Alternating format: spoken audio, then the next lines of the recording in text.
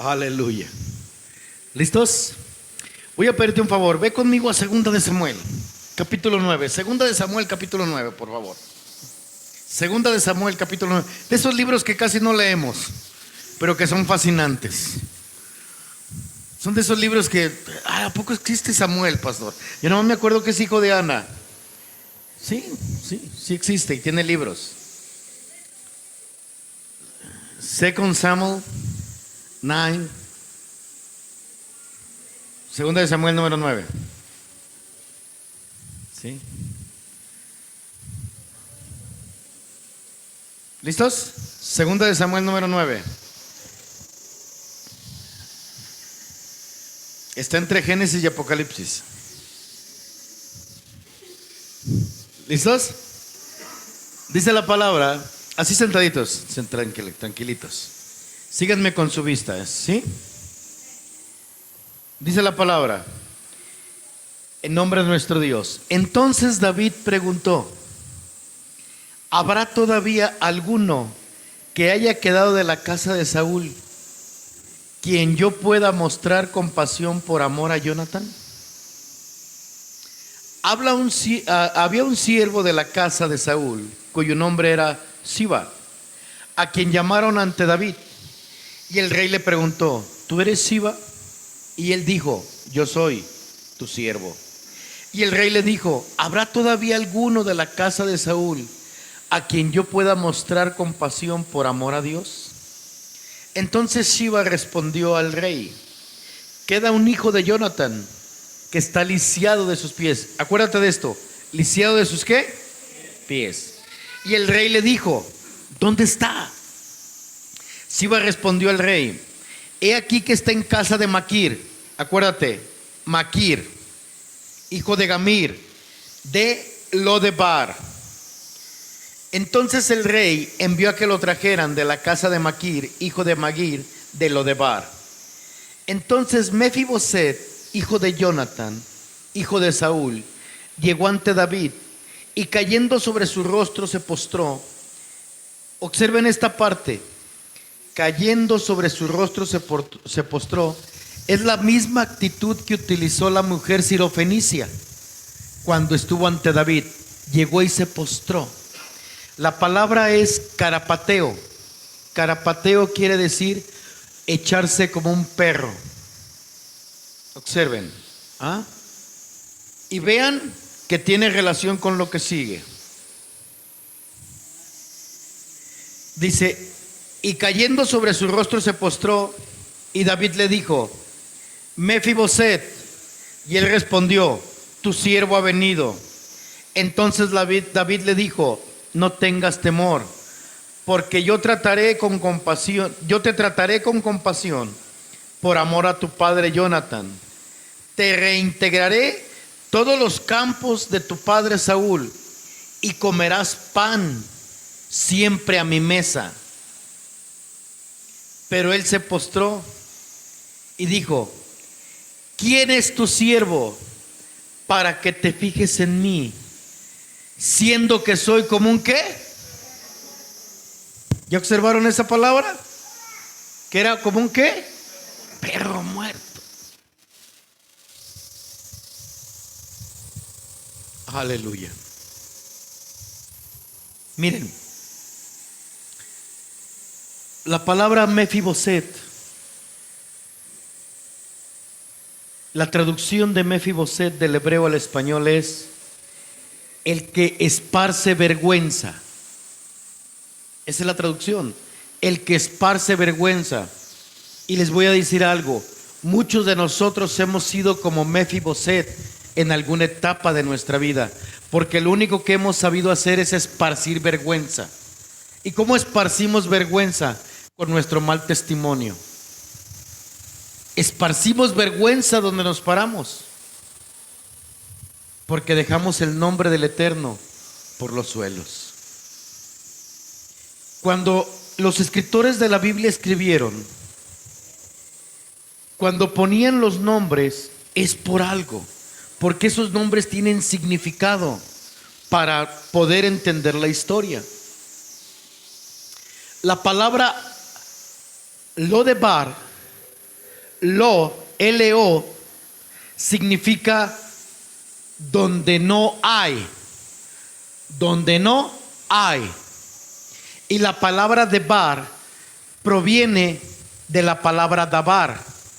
La palabra dabar significa palabra y es referente a la presencia del Eterno. En el Targum quitaron la palabra dabar, que es en hebreo, para ponerla en arameo y pusieron menra. Por eso en el Targum dice, y menra hizo los cielos, que quiere decir, con la palabra hizo los cielos, amén. Pero también les puedo decir, esa es otra historia, no puedo detenerme ahí. Si me detengo ahí, no voy a predicar, voy a tener que enseñar y no tengo tiempo para enseñar. Si ustedes quieren aprender, vénganse los martes a las 7 de la noche. Y estoy dando clases y a nivel seminario bíblico, para que te prepares, para que tengas un pastorado y Dios te use y no andes predicando cosas que no son ciertas. Amén. Ok, fíjate bien. La palabra lo-debar significa esto: donde no hay ¿qué? Palabra.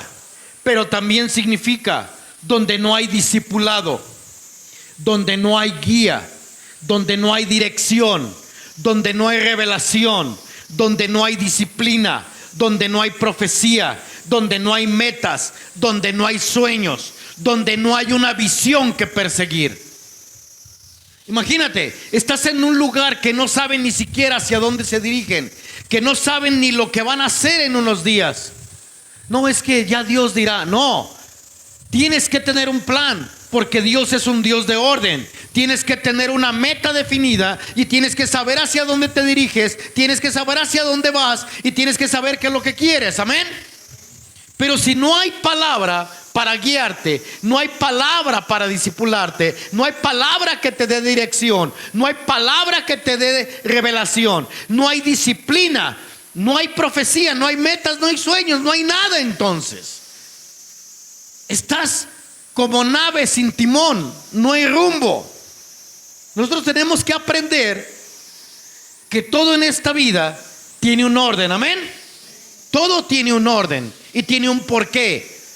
Ahora, la palabra Maquir dice que Mefiboset estaba en la casa de Maquir.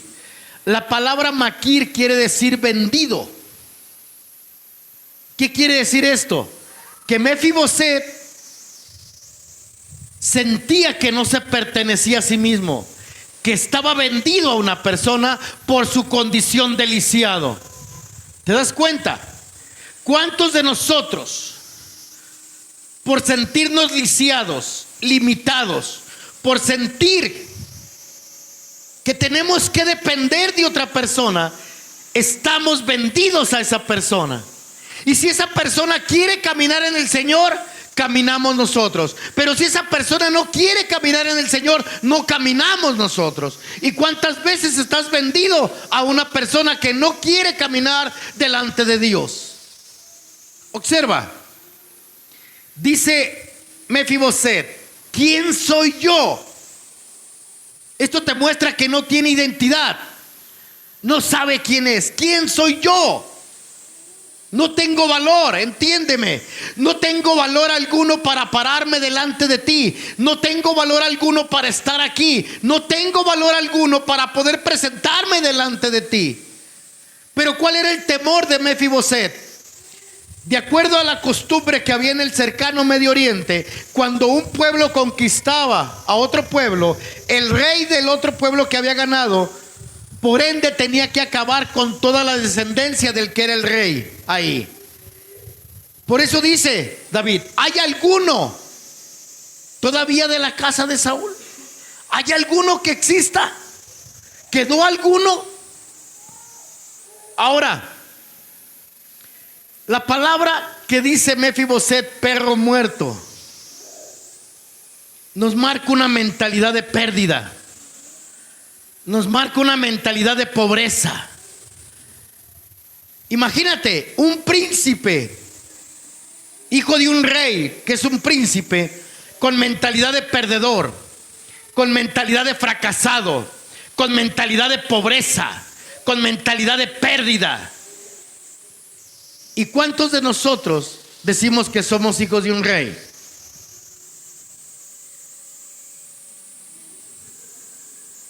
No los escuché. ¿No se oye por allá? ¿No se oye? ¿Sí se oye? ¿Cuántos de ustedes dicen que son hijos de un rey? Entonces, ¿por qué muchos viven como perdedores? ¿Por qué muchos tienen mentalidad de fracaso? ¿Por qué muchos tienen mentalidad de pérdida? ¿Por qué todo se te hace imposible? ¿Por qué todo no puedes? ¿Por qué? Si pregonas, o es un cliché solamente que utilizas en tu léxico cristiano evangélico. Es que somos hijos del rey. Demuéstramelo. ¿Cómo, pastor? No teniendo la mentalidad que tienes. Amén. Fíjate bien, voy a nombrarlo así. Hay gente lo. Hay gente lo, L-O. ¿Qué significa lo? Donde no hay. Así vamos a identificar. Hay gente lo en las iglesias. Amén. Hay gente donde no hay. ¿Y a qué me refiero donde no hay? Gente que tiene mente de perdedor. Amén. Gente que tiene mente de fracaso. Gente que tiene mente inutilizada. Gente que tiene los pies quebrados. Ahora observa. Esta gente lo crece dentro de la iglesia. Se desarrolla dentro de la obra. Pero son gente que la puedes identificar fácilmente, porque son gente que no tiene visión. Son de esa gente que le preguntas: hermano, ¿cuántos años tiene en la iglesia? Uy, pastor, si yo le contara. No me cuente tanto, dígame cuántos años tiene. Ay, pastor, pues ¿cómo le diré? Así como me está diciendo. Así. Pastor, pues yo tengo 30 años en el evangelio. Oh, qué bueno, la felicito. ¿Y qué ha hecho en esos 30 años? ¿Qué ha hecho? Pues mire, pastor, tengo 30 años y no sé ni en qué cuál es mi ministerio. Tiene 30 años y todavía está buscando un ministerio. Imagínate, 30 años y todavía está buscando un ministerio. ¿A qué se ha dedicado todo ese tiempo? Esa gente no tiene visión. Esa gente no tiene compromiso. Esa gente no tiene revelación. Esa gente son salvos, sí lo son, pero tienen mentes perturbadas. Tienen mentes de letargo. Pastor, ¿qué? Fíjese que todavía estoy en el proceso. Bendito el Eterno. Todavía están en el proceso. Hay unos que tengo aquí ya de 10 años y todavía están en el proceso. Ya le dije al Señor: Señor, ¿o qué vas a hacer tú o qué hago yo? O tú lo sacas a latigazos o de una vez yo empiezo. Que traigo unas ganas. Traigo unas ganas, Señor. Asisten a la iglesia, pero ahí les va. Miren, si yo aquí en la iglesia no tuviera discipulado, si yo aquí en la iglesia no tuviera enseñanza, si aquí en la iglesia no hubiera administración, entonces yo te diría: el culpable soy yo. Pero tengo cada flojito. Son domingueros solamente, afanados en Marta y sus quehaceres. Y el día que les pregunto: oye, ¿dónde queda el libro de Habacuc?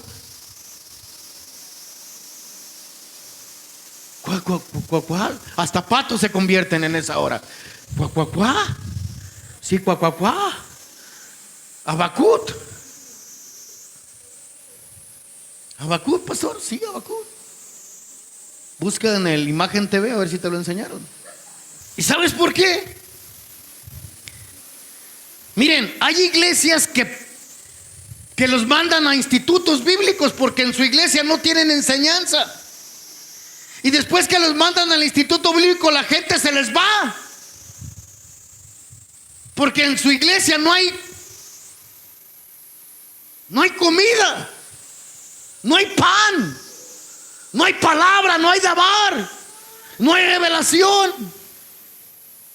Pero aquí voy a entrar en un tema bastante difícil y espero que lo entiendan. Hay maestros, y espero que los maestros que tengo ahorita aquí, que no quiero señalar a los maestros porque lo estoy viendo algunos de ellos. Voy a cerrar mis ojos para que no, el pastor me la tiró a mí. No, a nadie. Mira, estoy con los ojos cerrados, no estoy viendo a nadie. Hay maestros que tú como maestro, por no tener la seriedad suficiente para tomar el compromiso de la enseñanza que tienes a tu cargo, para enseñar con responsabilidad a los futuros pastores, futuros evangelistas, futuros maestros, futuros profetas, futuros apóstoles, por no tener una responsabilidad en tu vida y ni contigo mismo eres responsable de orar, dañas la obra que el Señor empezó en la cruz con ellos. Dañas la obra. ¿Por qué? Porque hay un mal discipulado de tu parte, una mala formación. Los formaste mal. ¿Por qué? Porque no les has dicho la verdad. No les mostraste la verdad desde un principio. No les mostraste lo que la palabra dice, sino que les contaste fantasías de tu corazón. Y qué difícil es recuperar a una persona dañada con un mal discipulado. Qué difícil es mostrarle la palabra a una persona con un corazón dañado que ha creído solamente fantasías. Voy a decirte qué le dijo qué le dijo el maestro a Pedro cuando el maestro iba pasando y llamó a Pedro. ¿Qué fue lo que le dijo? ¿Alguien le recuerda, hijos? Cuando iba pasando el maestro y vio a Pedro, ¿qué le dijo? Aparte de follow me, ¿qué le dijo? ¿Te voy a hacer qué? ¿Cómo? Te voy a hacer pescador de hombres. Desde un principio el Señor le dijo a Pedro: mira, la misión que te voy a encargar, para lo que te voy a preparar, para lo que te voy a forjar tu carácter, voy a forjarte como hombre, voy a forjarte como esposo, voy a forjarte como sacerdote, voy a forjarte como profeta, voy a forjarte, porque tú tienes una misión como evangelista. Vas a ser pescador de hombres. Amén. No le mintió, Jesús no le mintió. Jesús fue claro desde un principio. Me vas a seguir, pero te voy a preparar para que seas pescador de hombres. La circunstancia que sea, el momento que sea, la situación que sea, la única responsabilidad que tienes delante de mí es que eres pescador de hombres. Amén. No andas buscando por otro lado. ¿Y cuál será mi ministerio? Todavía no lo encuentro, pastor. Bendito Dios. En la mañana le pregunté en Chapala, Siri, una persona: ¿cuántos tienes en el evangelio, hija? No nació conmigo, nació en otra iglesia. 6 años, pastor. No. ¿Y cuántas personas has rescatado de las garras del diablo? 3. Se contó los dedos como 10 veces y me dice 3. ¿Cuántos tienes? 6. ¿Y cuántos has rescatado? 3. Hay una persona que tiene 2 meses y vieran cuánta gente ha rescatado. Que no se hayan quedado es otra cosa, pero se han quedado varios. Amén. Pero esa persona está hablando ¿de qué? Del evangelio. Ahora observa, quiero que observes esta parte.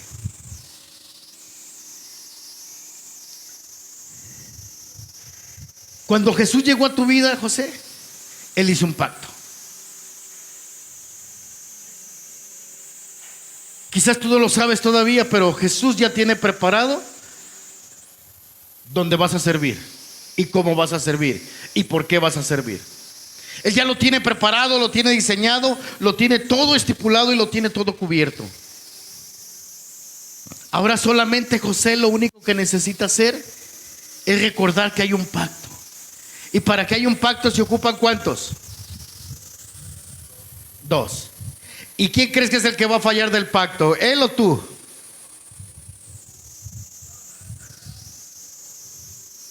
Él va a cumplir y lo va a cumplir con su disposición que tiene él.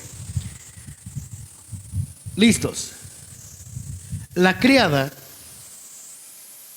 la que cargó a Mefiboset de bebé, o de niño, perdón, no era bebé, perdón. Dicen que tenía como 5 años. La criada cuando lo cargó, la criada no sabía que había entre Jonathan y David un pacto. Que habían hecho un pacto ellos. Y que por ese pacto David iba a cumplir e iba a bendecir a los hijos de Jonathan. Pero la criada no sabía.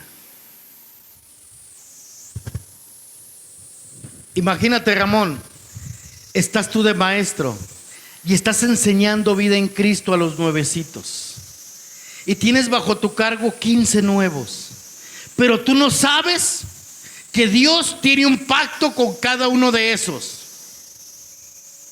Y tú estás de maestro. Y Dios tiene un pacto con José, Dios tiene un pacto con Julie, Dios tiene un pacto con sus hijos, Dios tiene un pacto con cada uno de ellos, porque lo va a llevar y lo va a cumplir. Pero tú como maestro no sabes, eres como la criada. Y cuando estás enseñando, les compartes tu nerviosismo, los empapas de tus complejos, les transmites tu temor, les transmites tus dudas, les transmites tu incredulidad o les transmites tu resentimiento. Los llenas de fe o les quitas la fe. Les aumentas la fe o les disminuyes la fe. Los haces creer en que tenemos un Dios todopoderoso o que tenemos un Dios que de vez en cuando obra. ¿Qué es lo que enseñas cuando estás enseñando como maestro? ¿Qué es lo que enseñas cuando te sientas y los ves a los ojos y los ves de frente? ¿Qué les enseñas?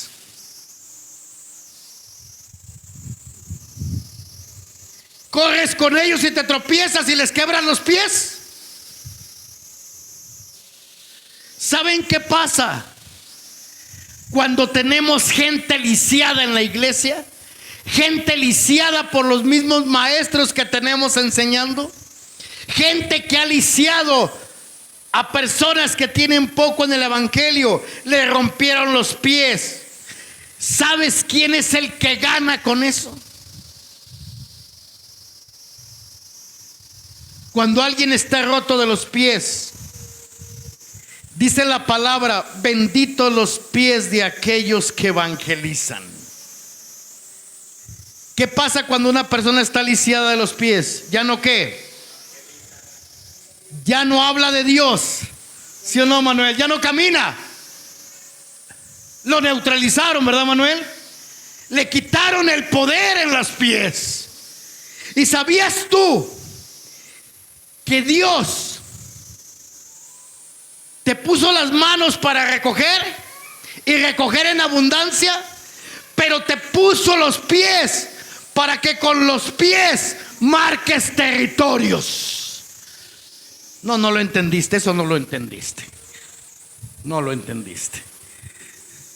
Supieras la capacidad que tienes en tus pies. Como maestro, ¿qué le sembraste a esa gente en el corazón? Como maestro, ¿qué le sembraste en su vida? Como maestro, ¿qué les plasmaste en su vida a esa gente? Eres maestro, enseña. Eres profeta, profetiza. Eres evangelista, evangeliza. Eres pastor, dirige. ¿Qué le dijo Jesús al paralítico: toma tu lecho y ¿qué? Anda. La criada corrió con el niño, nerviosa, con miedo, y el muchacho se le cayó de las manos. Y en vez de llevarlo al rey, o en vez de llevarlo al profeta, lo llevó a una congregación llamada Lodebar. Lo llevó a una congregación donde no había palabra. Lo llevó a un lugar donde no hay palabra. ¿Y qué es ese lugar? Cuando no hay palabra, ¿qué hay? Solamente hay murmuración, solamente hay queja, solamente hay lamento. Gente que solamente está observando los defectos de otra gente. Gente que todo el tiempo se está justificando, que no crece, que no caminan, que no avanzan. Y siempre pensando, un día Dios nos va a bendecir. No te va a bendecir, porque es un lugar que no hay palabra. Es un lugar donde no hay revelación. Es un lugar donde no hay nada de profecía. Es un lugar donde no hay vida. Todo está parado. Todo está igual que hace 20, 30 años atrás. Siguen teniendo la misma pared en el mismo lugar. No avanzan. Los mismos 5, 7, 8 monitos. Y pasa el año y se les fueron 3 monitos. Y vuelve el año y siguen siendo los otros monitos. Pero hay gente que nos gusta estar ahí. Nos gusta conformarnos. Nos gusta estar cómodos. No nos exigen nada. No nos presionan a nada. No nos hacen trabajar en nada. Dios te llamó para hacer una bendición. Hace años ese hombre que está ahí de tinto, ese hombre que está ahí, llegó a Guadalajara de Tijuana, de haber aceptado al Señor Jesucristo. Allá por 1989 llegó. Dios le había cambiado la vida, Dios lo había tocado. Y Dios puso en ese hombre los pies de un evangelista.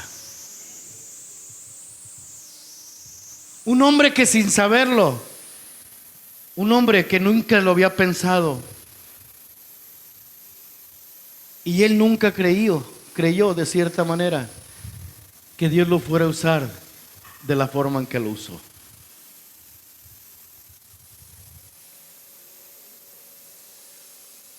A ese hombre Dios le dio palabra en ese tiempo. Hay 3 cosas que un hijo de Dios tiene que tener. 3 cosas que al hijo de Dios no se le pueden separar de su vida nunca. 3 cosas que son la vida total de un hijo de Dios. 3 cosas que tenemos que tener presentes y latentes, así estés dormido, o estés descansando, o estés trabajando, o estés comiendo, o estés haciendo lo que estés haciendo. Son 3 cosas que no se pueden separar de un hijo de Dios.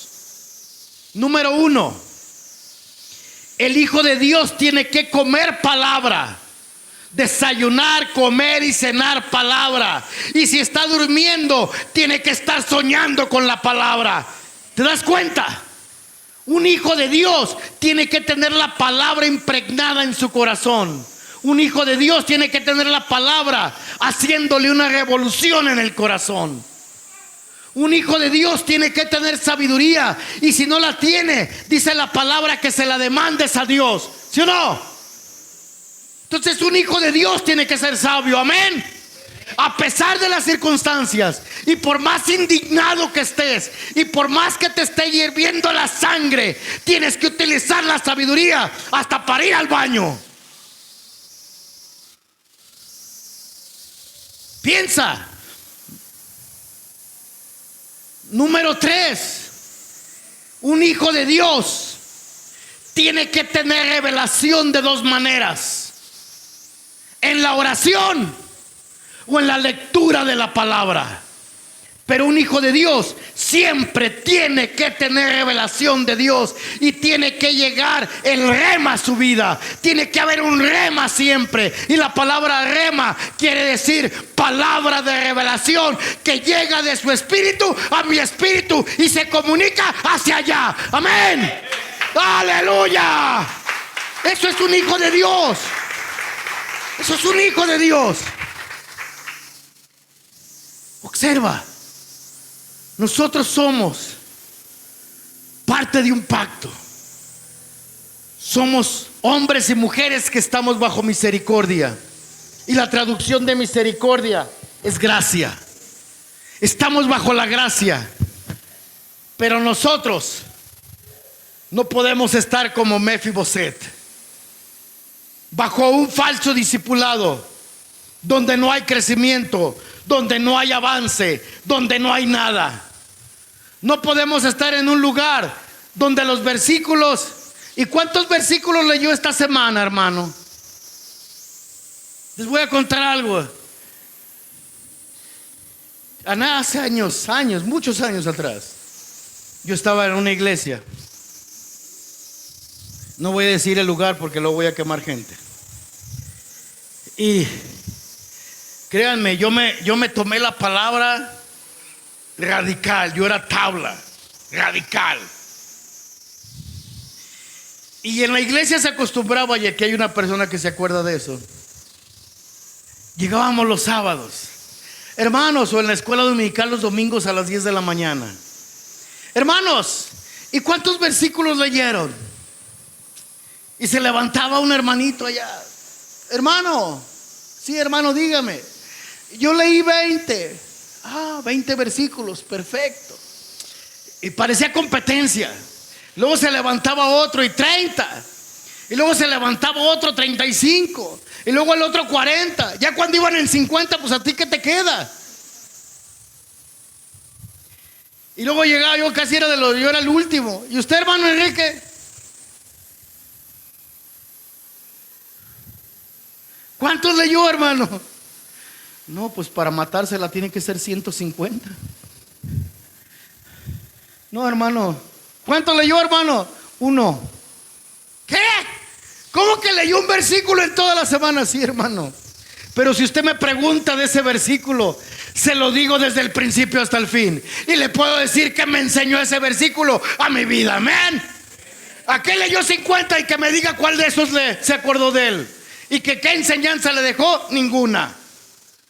Y yo siempre batallaba con que leí un versículo. Por eso les digo siempre, yo con trabajos me sé Juan 3:16. Y miras qué bien se me quedó grabado en mi vida. Y gracias a Dios, ese versículo ha sido el himno de mi vida. Porque Él dio todo por mí. Y lo sigue haciendo por mí. Y sigue bendiciendo mi vida. Y sigue cambiándola día con día. Y me sigue haciendo nueva persona todos los días. Dijo David: sáquenlo de Lodebar a Mefiboset y tráiganlo delante de mí. Cuando Mefiboset llegó, le dijo David: quiero que tengas comida. Quiero que tengas comida. Pero no solamente que tengas comida, quiero que te sientes a la mesa conmigo. Y Mefiboset le contesta: pero no te has fijado que soy un perro muerto. Ni siquiera se veía como un perro vivo, se veía como un perro ¿qué? Muerto. ¿Y sabes qué significa verse como perro muerto en el ámbito hebreo? No tengo valor alguno. No valgo nada. Valgo menos que un perro muerto. No tengo valor. No sé para qué me invitaste a tu casa, al palacio. No sé para qué me invitas a sentarme a la mesa. Que no te das cuenta que estoy lisiado. Que no te das cuenta que no sirvo para nada. que no te das cuenta que no valgo nada. ¿No has observado que la gente me ve y me desprecia? ¿No te has fijado que para la gente no tengo valor alguno? ¿Y cuántos de nosotros éramos como ese perro muerto? El día que llegó a tu vida, Manuel, ¿cómo te considerabas? Menos que un perro muerto, ¿verdad, Manuel? El día que llegó a tu vida, José, ¿cómo te considerabas, José? Menos que un perro muerto, ¿verdad, hijo? ¿Y cuántos de nosotros teníamos valor alguno? Y él llegó a Axiri.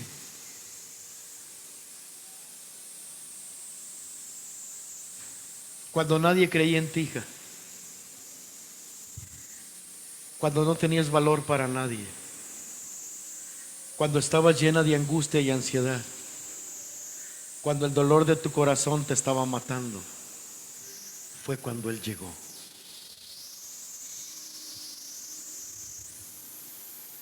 Hoy tenemos una vida distinta. Y te voy a decir algo.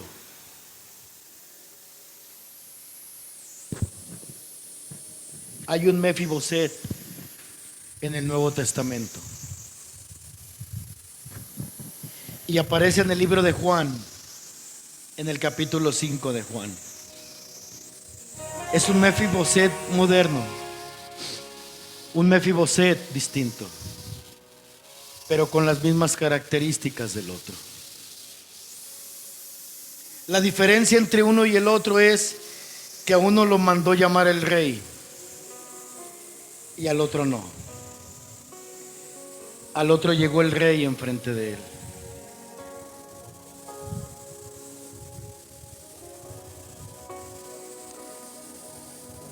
Hace un tiempo, no sé si te acuerdas, Manuel, me contaste una anécdota de cuando ibas a trabajar y que te subiste al 66. Que era de mañana, ibas muy limpio, muy cambiadito, ibas perfumado.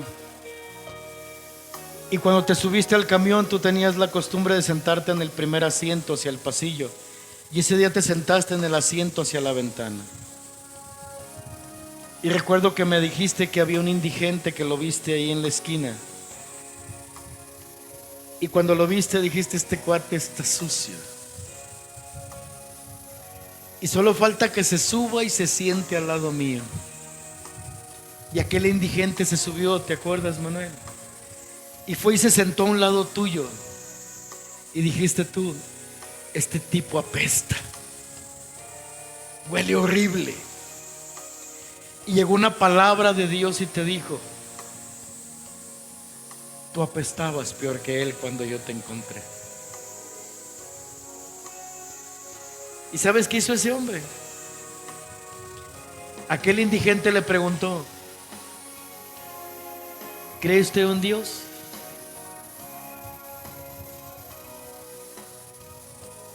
Y él se fue evangelizándolo toda la ruta del camión. Se fue hablándole de Dios. ¿Cuántas veces despreciamos a alguien porque vale menos que un perro muerto para nosotros? ¿Cuántas veces, Ramón, hay gente que necesita tanto de Dios, pero porque para nosotros no tiene valor alguno, Ramón, lo pasamos de largo?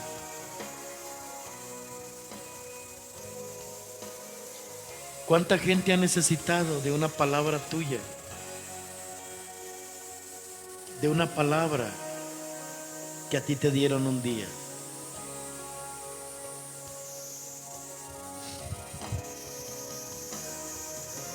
Ese hombre que habla en el capítulo 5 de Juan, dice que ese hombre estaba paralítico y alrededor de él había más paralíticos, había cojos, mancos, ciegos, sordos, mudos y llenos de discapacidades. Hombres con una sola esperanza, que cuando el agua se moviera, ellos cayeran dentro del agua y ser sanados.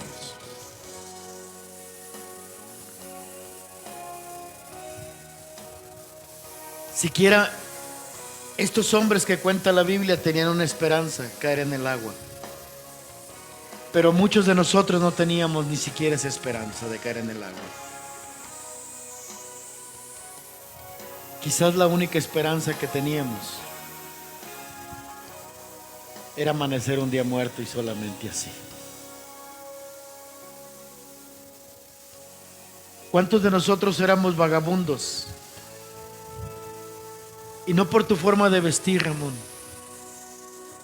sino vagabundo internamente, andrajoso por dentro, sucio,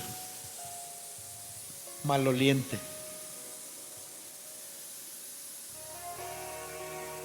¿Cuánto tiempo cargaste tus vestiduras rotas por dentro, Ramón?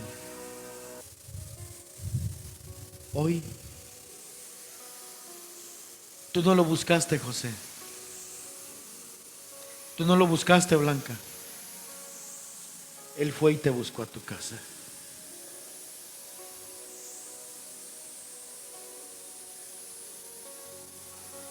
Ese día usó un hombre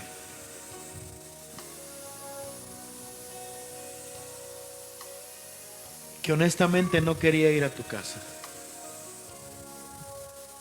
No quería ir.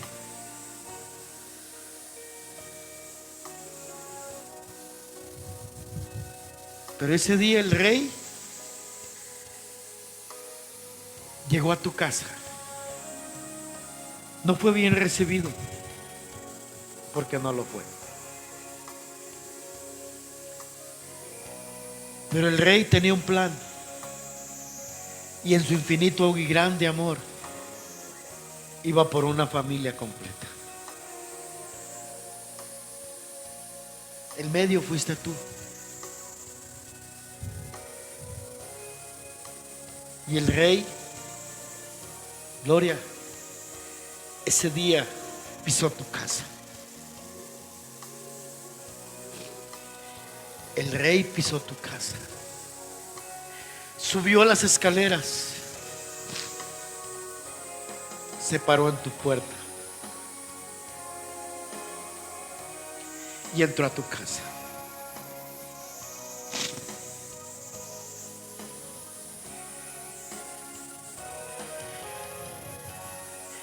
Y no se fijó en tus defectos, Blanca.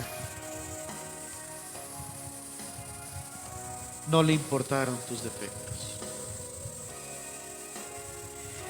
Le importaba solamente tu sanidad y tu vida.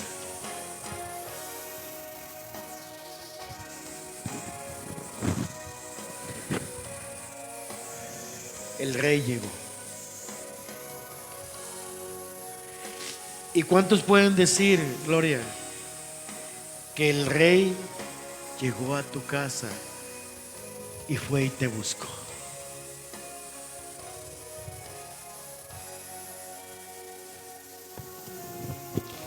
A muchos tienen que traerlos a la iglesia y aquí lo encuentran al rey. Pero qué hermoso es que el rey vaya a tu casa. Qué privilegio tuviste, Gloria. Imagínate, Pati, ¿cuántos días visitó el rey tu casa?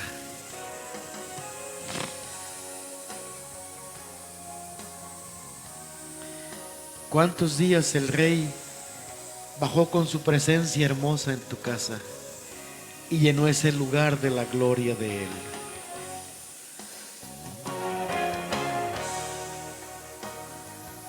¿Recuerdas el día, Beto, que alguien fue a tu casa a buscarte? No fue el pastor, Beto.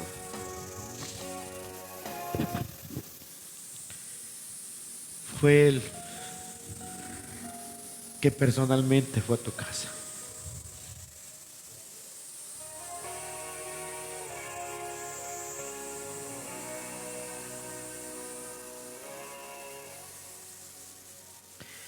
¿Cuántos de nosotros, sintiéndonos perros muertos, es que no tengo valor, es que ya no valgo nada, es que me van a criticar, es que me van?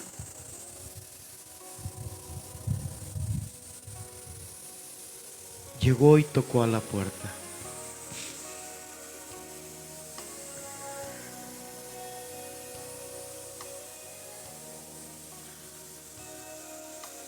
Y no le importaron tus defectos. No le importó. Hoy quiero decirte algo. Y con esto voy a terminar.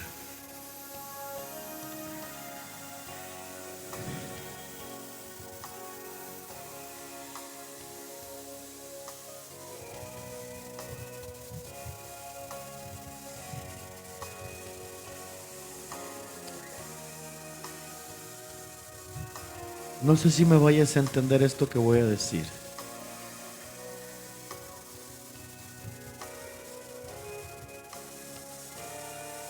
Cuando el maestro llegó y se paró enfrente de aquel hombre, de pies tullidos, pies tiesos, inertes, sin vida.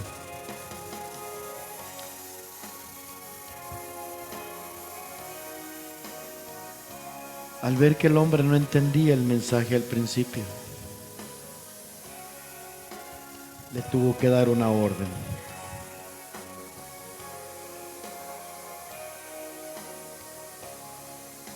Y le dijo: levántate, levántate y anda.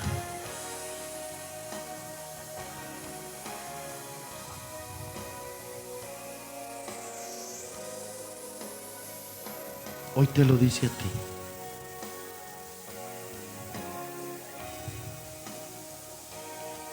Toma tu lecho.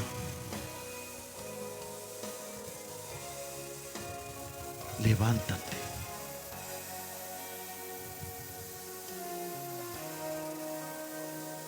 Y camina.